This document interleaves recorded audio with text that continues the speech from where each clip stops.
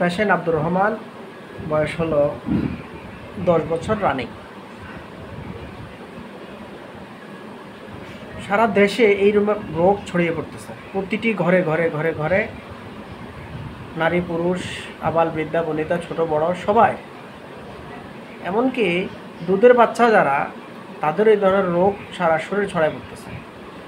আব্দুর রহমান এই রোগটাতে আক্রান্ত হয়ে গেছে অলরেডি। এই রোগটার বয়স কত? বছরখানিক হতে হবেই। হ্যাঁ, প্রায় বছরখানিক হয়ে গেছে অলরেডি। চিকিৎসা হয়েছে, অ্যালোপ্যাথিক হোমিওপ্যাথিক অনেক চিকিৎসা হয়েছে। ওর মা অনেক চেষ্টা করেছে, কিন্তু আসলে রোগটা ভালো হয়নি। ধীরে ধীরে সারা শরীর ছড়াই পড়ছে। প্রথম নম্বরে যে আমার ভিডিও, তুমি দাঁড়াও, এই যে ফোকাস করছি, এই যে এটা বুকের অংশ, এই যে বুকের আরেক অংশ, এই যে ঘাড়ে, তুমি এদিক দেখাও, ঘাড়ে আরেকটা অংশ, এই যে। তারপর দেখি যে হাতে, এই যে হাতে দেখি, হ্যাঁ, এই যে হাতের এগুলোতে, এই যে হাতে প্রায় জায়গা, ওটাও, এই যে আর পেটে অনেক বেশি ছড়ায় পড়ছে। পিঠে আছে, অনেক ফিরো,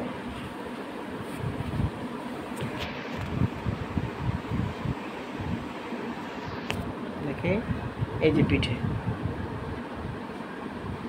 এই যে পিঠে, এই যে এখানে অনেক বেশি। এটাকে বলা হয় টিনিয়া বা রিং ওয়ার্ম। আর এখানে দেখাও তো পায়ে, এই যে পায়ে খুব বেশি, ওই পা দেখাও, এই যে পায়ে। তবে এগুলো ড্রাই ভ্যারাইটি। আচ্ছা, এখন চিকিৎসা করতে হবে। অনেক আশা করে এসছে হোমিওপ্যাথিক চিকিৎসা করাতে, আমার নাম শুনে এসছে। এখন কী করবো, কী ওষুধ দেবো, গায়ে দাও, কী ওষুধ দেবো, সেটাই হলো যে মূল বিষয়। কোন ওষুধটা দিলে রোগটা দ্রুত সারবে। এ ধরনের কেসে বেশিরভাগ মার্কুরিয়াস সোলোভেলিস আসে, যেহেতু স্প্রেডিং, অর্থাৎ এগুলো বেশি ছড়ায় পড়ে। তো মার্কুরিয়াস সোলোভেলিসের সিমটম আছে। আচ্ছা, ওর কি ঘুমের ঘরে লালা পড়ে? ঘুমের ঘরে লালা পড়ে? তাহলে স্যালাইভেশন।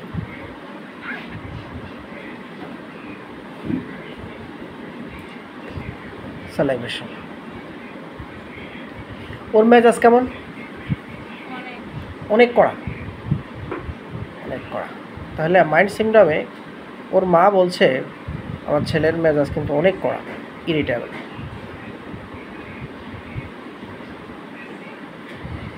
আচ্ছা, খাওয়া দাওয়া একটু তাড়াহুড়া করে খেয়ে ফেলে, এই ধরনের লক্ষণ আছে নাকি না? ওইরকম লক্ষণ নাই। তো মার্কুরিয়াস সোলোভেলিস দিতে গেলে, হ্যাঁ, ওর মা বলছে কিন্তু প্রচুর ঘামায়, বলছেন না কথাটা? প্রচুর ঘামায় এবং ঘামে অনেক গন্ধ হয়। তাহলে মার্কুরিয়াস সোলোভেলিসের লক্ষণ আছে। ওর মেধা কেমন? মোটামুটি, মোটামুটি ভালো।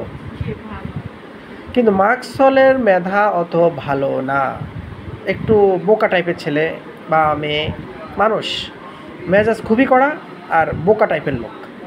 মা যখন বলছে যে মেধা ভালো, তাহলে আমি আর মার্কসলদের দিকে যাচ্ছি না।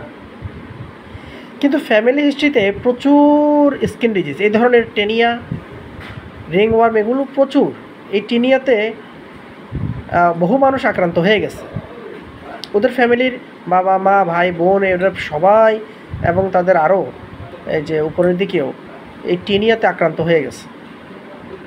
দেখা যাক, আমার পেশেন্ট যদি আমার চিকিৎসায় ভালো হয়, তাহলে অন্যরা আমার চিকিৎসায় চলে আসবে ইনশাআল্লাহ। ব্যাপার হলো, ছেলেটির ওজনও তেমন একটা হয়নি, 10 বছরেও তেমন একটা বাড়ে নাই। খাবার দাবার খিদা আছে, কিন্তু ভাত খায় না, অন্য অন্য খাবারগুলোর প্রতি আকর্ষণ বেশি, এগুলো প্রায় খায়। তার মানে অ্যাপিটাইটটা ইনক্রিজ আছে, কিন্তু গোসল টোসল করতে চায় না, এটার প্রতি তার আকর্ষণ নাই। কিন্তু মার্কুরিয়াস এরকম না। সালফার গোসল করলে অসুস্থ হয়ে যায়, আর সরিনাম গোসল করলে শরীরটা ভালো থাকে। ও যদি গোসল টোসল করে তাহলে তার শরীরটাকে ভালো থাকে? অসুস্থ হয়ে যায়। হ্যাঁ, গোসল করলে সে অসুস্থ হয়ে যায়, যেটা সালফারের লক্ষণ। বাট আমি সালফারকে কেন, অন্য লক্ষণ তো পাইতে হবে।